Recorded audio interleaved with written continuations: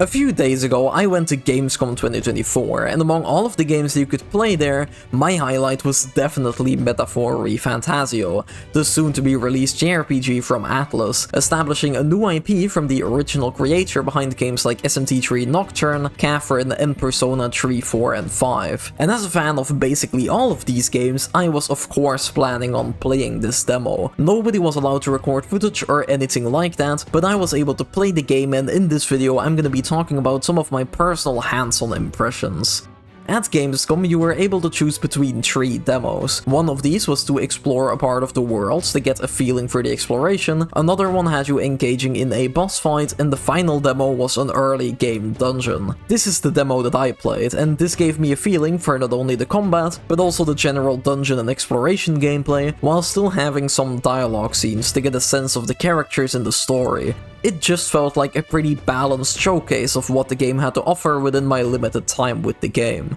But the demo started me off right outside the dungeon, where a small dialogue scene triggered as we ran into the character named Catherine, which is very likely a reference to the game Catherine, and she gave us a side objective to complete within this location. Or at least I think this was a side quest. The rewards were definitely main quest worthy, but it wasn't marked as my main objective, which was interesting. But she asked us to free some of her friends who are locked up here, and so we entered the dungeon.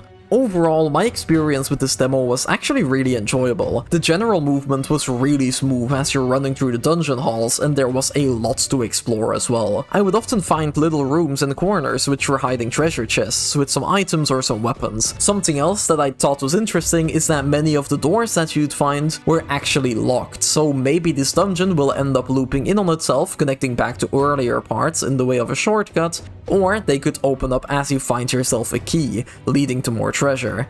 It is definitely worth exploring and interacting with every door as well, because while looking for the main progression path, and just while exploring this dungeon, I ended up finding Catherine's friends, which then led to a little interaction where they told me about the key and how to get it. Apparently, this key was being kept in the guard's room, so as I continued my exploration of this place, I kept looking around for where this room could be, and I ended up finding the key on a desk next to a sleeping guard. And instead of continuing the main path forward, I then of course turned back to where I found the prisoners. I unlocked the door and I let out her friends, which then completed Catherine's quest, leading me to establish a bond with her and also unlocking a new combat class as a brawler. My favorite thing of this whole little segment though is that nothing was marked on my map. I myself found the room with the prisoners, I myself found the key, and I had to find my way back to the prisoners. A lot of games nowadays are very hand-holdy with markers and objective trackers everywhere, but while this game did have a quest log in the main menu and there was a dungeon minimap, it wasn't constantly telling me where to go, which made this whole experience really satisfying and rewarding. I didn't really have time to try this out myself, but now that I think about it, since I got the key to unlock the prisoner door, I'm assuming that I can actually unlock some other doors as well that I found earlier in the dungeon. That's something I should try in the full release. But I just really like that the game lets you figure things out. The only thing that was marked on my map was the final destination of the dungeon, but things like the prisoners or the key or all of that stuff were things that I had to find myself, and that's just really enjoyable in my opinion. But a major part of the dungeon gameplay that I haven't mentioned yet is of course the combat, and the combat system in this game is really interesting, mixing real-time action gameplay together with a turn-based system. Because while exploring the dungeon you can press the melee button to start a simple combo chain. Enemies that are below your level can often be killed by this attack chain, so in those cases you can just run in, do some hits, they die, you get XP, and you continue exploring the dungeon seamlessly. But if the enemies are either on the same level as you or a higher level, they won't simply die. Instead, you'll see that they have a stagger bar above their heads. Attacking them will then deplete this bar, and once it's fully depleted, they'll be stunned, as the game presents you with a button prompt to engage in traditional turn-based combat. Since you did stun them though, you will have a major advantage in the encounter, as the enemies won't start the battle at full HP, and they'll also be stunned, making it so that they can't move during their first turn. Or at least that was the case for the enemies in this dungeon. I can imagine that for later in the game, these status effects will be different, as this made me extremely overpowered and I basically made it through every single encounter without being hit once. Enemies can also attack you in the overworld, by the way, so outside of an attack button you also have a dodge. You even have a scan button so you can see the level of each enemy before attacking them, so you'll instantly know whether or not your melee attacks can kill them or not. You also have a lock-on, by the way, so you don't have to worry about accidentally hitting the wrong enemy in a group. But this entire progress of just running through the dungeon, scanning an enemy and going in for the attack is extremely smooth. The controls are really tight, and thanks to the visual design and transitions, it's just a seamless experience overall. To talk about the turn-based combat in specific though, Metaphor takes a cue from the SMT games as it features the press turn system. For those who aren't familiar with the system, this basically means that you have these little signals at the top of your screen, and each one of these signals stands for a single action that you can take within your turn. If you hit an enemy weakness or you do a critical attack, you get an extra action, but if you miss an attack or if your attack gets blocked, it uses 2 actions instead of 1. Same thing goes for the enemies.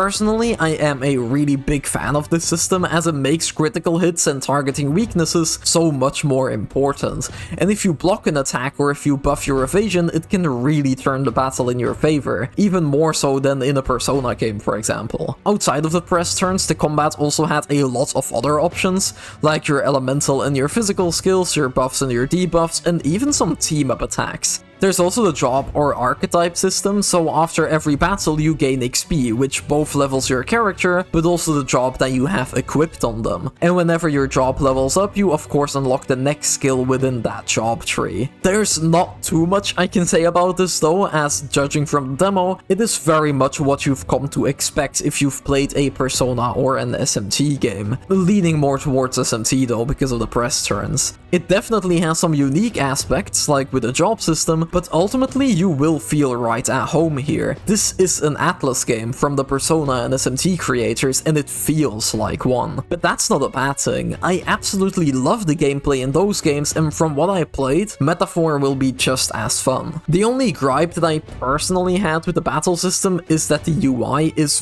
very busy and very overwhelming. It looks very nice, but there is a lot going on screen, and I kind of had a hard time figuring out what exactly was going on or what exactly my options were. Like, yeah, of course I have the melee attack, a skill, a guard and a pass option and stuff. That is very self-explanatory, but then I also had these special team-up attacks. But I'm not sure what's up with them. These did a lot of damage and they did cost a bit more MP compared to normal skills, but I feel like these were extremely overpowered. I'm not sure what these attacks are, maybe you need to meet certain requirements to use them in battle, or maybe they have some other drawbacks to them. I don't know, from what I could see these weren't exactly like fusion spells or turgies, because I could just use them whenever I wanted, but they did a lot of damage and had pretty unique animations and effects, so I honestly don't know, and the UI didn't really help me making things more clear either. I didn't really notice a bar filling up anywhere or just any other requirements in general, so I just have no idea. Don't get me wrong, I do like how the UI looks, especially in the menus. Atlus always has top tier visual designs and this one also looks really pretty, but everything was moving at all times, there is a lot of text taking up a lot of space, and it all just felt a bit busy, making me feel a bit lost. And that wasn't the case when I got to play the Persona 3 Reload demo, or when I would just look at an SMT UI before playing the game. This is probably more a result of me just being dropped into this demo though, instead of an actual UI problem. I think that if I play the game on release and I just get to play through it as they introduce all of the mechanics step by step, it won't be as overwhelming, but right now, the UI in battles was a bit much. An issue similar to that, in the way that I think that it's more a problem with the demo and not with the game itself, was the difficulty, because as I mentioned earlier, I don't think I got hit a single time. This did allow me to notice that you get an XP bonus for clearing a fight without being hit, but the demo was definitely designed to focus more on the integration of the action elements and just the general flow of everything, instead of the turn-based combat in and of itself. One of my friends did play the other demo with the boss fight though, and she said the game was actually quite challenging, as the boss used some really interesting debuffs, such as decreasing the efficiency of your healing spells, and considering the nature of the press turn system, I feel like the difficulty will be just fine on release. I just thought I'd mention it. Some other random bits that I do want to mention real quick are things like the characters being pretty chatty during the dungeon exploration, and they had a lot of little interactions. Like I mentioned earlier, when you find the key next to the sleeping guard, the game actually gives you the option to wake up the guard and to fight him, which the characters will then talk about. Or just in general, while running through the dungeon, the characters talk quite a bit, which I personally really like. The little elf character definitely had the most dialogue out of all of them,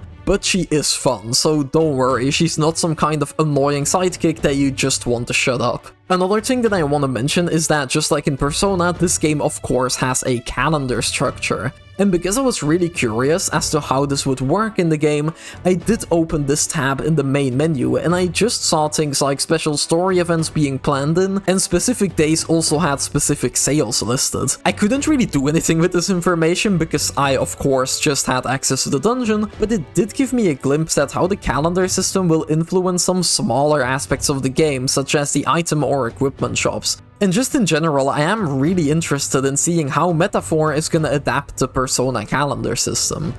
That's basically all I had to say though. In general, being able to play the game for myself did make me even more excited than I was before. It's an Atlus game, so of course the turn-based combat was gonna be peak, but it's always nice to be able to confirm it by actually playing it. I just had a lot of fun with this demo, it felt really smooth to play, and while you can definitely feel that it's a game by the Persona and SMT creators, it felt fresh thanks to the action elements and just the entire setting and vibe of it all. Also, especially because of the OST, which sounds really good, but it's also extremely different from anything that they've done before. I'm gonna end the video here though, as I feel like I basically mentioned everything that I wanted to. Be sure to let me know in the comments what you think of Metaphor, or if you still have any questions. I didn't get to play much of the game, but I still played it myself, so maybe I can answer. If you liked the video, leave a like and maybe subscribe, especially if you like JRPG stuff, as my next video should be my big Persona 3 Reload review. All the support is greatly appreciated though. But that's it for me, thank you so much for watching, I hope you enjoyed, and hopefully I'll see you all again soon.